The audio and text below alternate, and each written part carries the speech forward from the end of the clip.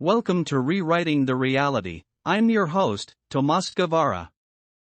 In today's 33rd episode, we embark on an exploration of a topic that has ignited intrigue and controversy for decades: the alleged visits by extraterrestrial beings.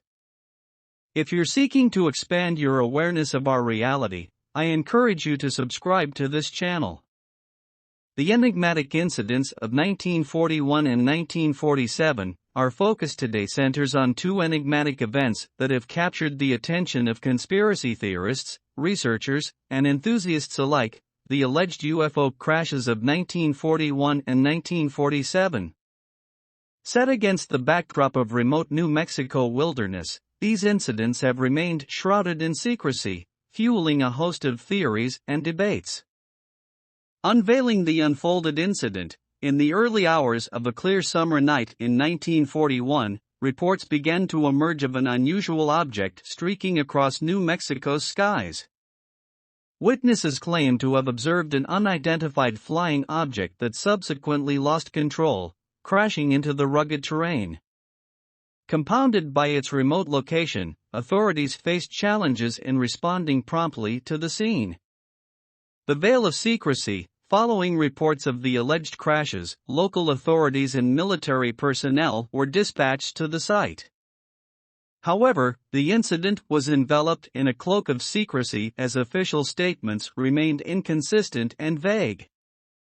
This military presence, coupled with reports of recovery efforts, has triggered speculation regarding the true nature of these crashes. Parallels with Roswell. The echoes of the 1941 incident resound with eerie similarity to the more renowned Roswell incident of 1947, a reported UFO crash in New Mexico. Some researchers propose that the 1941 event could have laid the foundation for the more prominent Roswell case, igniting conjectures of a potential government cover-up. Voices and artifacts. Over the years, numerous individuals have stepped forward with accounts tied to the 1947 crash, spanning from military personnel engaged in recovery operations to local residents who recall unusual military activities. Anecdotal evidence, such as alleged debris fragments and anomalous radiation readings, has been presented as potential signs of an extraterrestrial encounter. Skepticism and counterbalance. While the allure of UFO crashes captivates many, skepticism insists on the exploration of alternative explanations. Some theorists assert that military exercises, experimental aircraft, or natural phenomena may underlie the reported sightings and wreckage. The reliability of witness testimonies is also questioned, attributing to the passage of time and the influence of cultural myths. Unraveling government involvement. The military's clandestine response to these incidents has spawned a plethora of conspiracy theories. Some speculate that government actions aim to veil evidence of extraterrestrial life, advanced technology, or potentially hazardous experiments. These theories draw parallels with other instances of governmental opacity and information manipulation. Reflecting on complexities. As our investigation delves deeper, the conundrum surrounding the alleged 1947 UFO crash remains intricate. Its tapestry weaves together eyewitness testimony, anecdotal artifacts, government secrecy, and society's fascination with the unknown. Notably, the association of Area 51 with extraterrestrial activity is built upon unverified claims and classified operations, rendering the complete truth elusive. There is a book about the incident of 1947, the day after Roswell. A book written by Lieutenant Colonel Philip J. Corso, a former United States Army officer who served in various capacities, including his role as a staff member in the Foreign Technology Division, FTD, at the Pentagon. The book was published in 1997 and gained considerable attention due to its claims about the alleged recovery of extraterrestrial technology from the Roswell UFO incident in 1947. The book begins by recounting the Roswell UFO incident, where an unidentified flying object crashed on a ranch near Roswell, New Mexico, in 1947. Corso, as a member of the army, claims that he was directly involved in the handling of debris recovered from the crash site. He asserts that the debris was not of conventional earthly origin, suggesting that it was of extraterrestrial nature. According to Corso, he was tasked with the responsibility of distributing the recovered materials to various defense contractors and research facilities. He argues that these materials, which included advanced integrated circuits, fiber optics, and other technological components, formed the basis for many of the technological advancements that emerged in the decades following the incident. Corso suggests that technologies such as lasers, microchips, and Kevlar were reverse-engineered from the recovered extraterrestrial materials. Throughout the book, that I read in 1998, Corso, who died in the same year of 1998, explains how these technological advancements had far-reaching implications for military and civilian applications. He describes the development of stealth technology, night vision, and even the Internet as having been influenced by the knowledge gained from studying extraterrestrial technology. Corso contends that the U.S. government maintained a policy of secrecy surrounding these discoveries to protect national security interests. Additionally, Corso delves into the alleged government cover-up of UFO encounters and the suppression of information related to extraterrestrial contact. He claims that military and intelligence agencies actively discredited witnesses and manipulated public perception to maintain the secrecy around these events. Corso also provides insights into the global political landscape during the Cold War era and discusses how the acquisition of advanced technology from the Roswell incident gave the United States a strategic advantage over other nations. He portrays the U.S. as being in a race to harness advanced technology to bolster its military capabilities.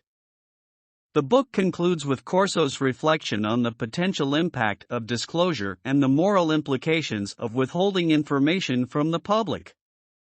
He suggests that transparency in extraterrestrial contact could help unite humanity and facilitate technological advancements for the betterment of society. Retractors: The Day After Roswell has garnered both praise and skepticism. Critics argue that Corso's claims lack concrete evidence and that his account is based on personal anecdotes rather than verifiable documentation. Skeptics also point out that some of the technologies he attributes to extraterrestrial influence were already being developed independently by scientists and engineers during that period. In summary, The Day After Roswell is a provocative book that raises questions about the potential impact of alleged extraterrestrial technology on human technological progress. However, its claims remain controversial and have not been substantiated by independent sources or official government records. Readers should approach the book with an open mind while also considering the broader context of UFO lore and conspiracy theories. Now let me explain what I think happened. It was definitely a crash. But not an accident per se. In our reality, accidents never happen, but of course they look like accidents because all people think, who is his sane judgment will break a leg on purpose, or will participate in a crash and die. But as I have been explaining, you must have a cause to die. The cause is always that you want to disengage from this reality. Breaking your leg will give you the opportunity to stop working, or stop doing what you have been doing, and consider another job or another profession. The reasons are always personal. The reasons to die could be more complex, but usually mean that you got bored, don't want to continue with your intent, or that you finished with your value fulfillment. In this case of Roswell, we have always known, at a subjective level, that we are not alone in the universe. And because the extraterrestrials are other focuses of our essence, this crash was orchestrated at a subjective level. In the dimensions where this spaceship was constructed, apply different laws, and an object or a being cannot stay here for an extended period of time. The same is true for us being in another dimension. Right now, probably this spaceship is not a reality anymore, probably it was turned to dust by our laws. However, at that time of the 40s or 50s they were able to reverse engineer some parts of this spaceship before it turned into dust. What separates us from other dimensions are tiny veils. These veils can be opened to cross to other dimensions. Scientists believe that they can open worm passages to cross to other dimensions, and definitely we will do it in the future. But right now, we have some gates to other dimensions like the Bermuda's Triangle. When this spaceship crashed in 1947, the military thought that this was a more technological advanced race than us, but that is not correct. Because time is simultaneous, the timelines were different, they crashed in our past, not in our present. In actuality, this helped us to reach the technological position we are in now. Our race is as advanced as another extraterrestrial race, and probably more as we compare ourselves with them in the same timeline. Our scientific community is working in designing warp drives and wormholes to achieve space travel to other planets or galaxies. Theoretical physics concepts like the Alcubierre warp drive and traversable wormholes are popular in science fiction for achieving faster-than-light travel. However, these concepts are highly speculative right now and rely on theories that have not been experimentally validated. But remember, science fiction has always been our way of advancing technologically. Our dreams are real, they are the cradle of our reality. Thank you for joining me on this intriguing exploration into the alleged UFO crashes of 1941 and 1947. Don't forget to hit that subscribe button for future episodes that delve into the depths of our reality. The next episode is about our inner senses. Until then, keep questioning, keep exploring, and keep expanding your horizons.